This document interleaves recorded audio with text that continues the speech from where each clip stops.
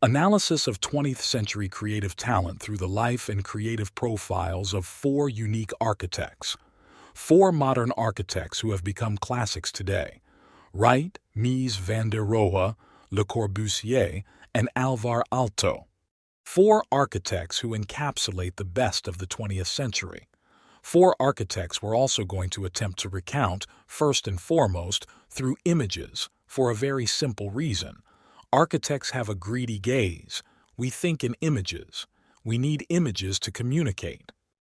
It will be a conversation through images, and it will also be a conversation in which these four individual trajectories intertwine with the events of their time.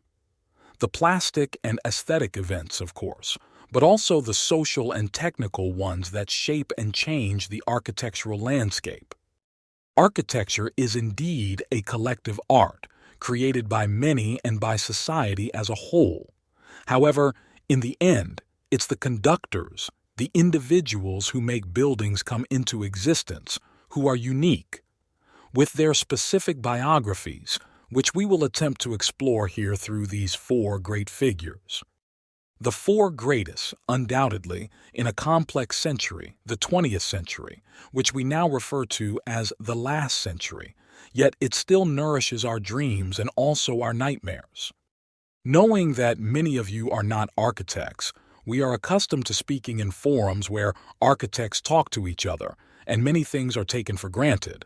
But I know that many of you are not architects, so I believe this is the moment to dim the lights on the stage and start this conversation through images.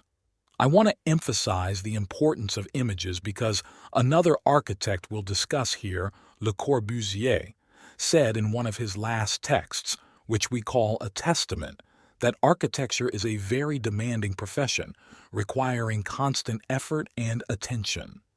One must be very humble and work every day. Le Corbusier says that architects are like donkeys going around the mill wheel, but I would add, we are donkeys who also see. That's why architects see, sometimes differently or more deeply than others, and we need images to communicate with you. For almost 100 years, architectural impressionism was already being illustrated by Mendelson. In that very moment, particularly in the year 1924, the same year he was drawing these things, Mendelson visited, and you can see here Mendelson visiting Frank Lloyd Wright in 1924.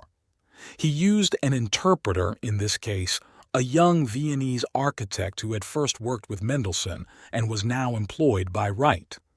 This young architect acted as an intermediary because the German Mendelson spoke was hardly understood by the English-speaking Frank Lloyd Wright.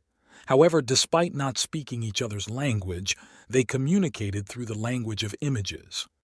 I believe this kind of horizontal image, the horizontal architecture with dynamic bands, influenced the likes of Mies van der Rohe, the very architect we are going to explore, and it also influenced many others while receiving influences from many others. Later, when he designed the Johnson Wax building a few years after Mendelssohn's visit, these architectural elements from those early designs had started to intertwine. This horizontal, almost aerodynamic quality in architecture had begun to take shape. Much later, the same people who commissioned him for the Johnson Wax offices also tasked him with designing the tower. He designed it with those same rounded forms, which may seem contradictory to the typical spirit of a tower.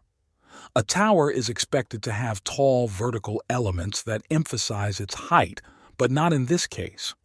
He wanted to create it with these horizontal forms which would later find echoes in other architects, such as in places like Madrid with the Banco de Bilbao Tower, ultimately stemming from those initial ideas passed on to Mendelson by Wright. All of this stemmed from the popularity that had been present at the time, thanks to the resurgence of Frank Lloyd Wright, who had completed his last work just a few years earlier, the Guggenheim Museum in New York. It was his final masterpiece, and arguably the most popular work of Wright's career, as well as one of the most iconic landmarks of modern architecture. A work that speaks to us about an architect to whom we are dedicating this space, a massive, larger-than-life architect. An architect who left us an extraordinary legacy, nearly 500 buildings, of which more than 430 still exist, the majority of them being individual structures. This is quite remarkable considering that in the USA, buildings are often seen as disposable, and it's rare for them to last more than 20 or 30 years. Next series, we will proceed with the life and work of Frank Lloyd Wright. Thank you for your time, and I hope you will enjoy this video. See you next chapter.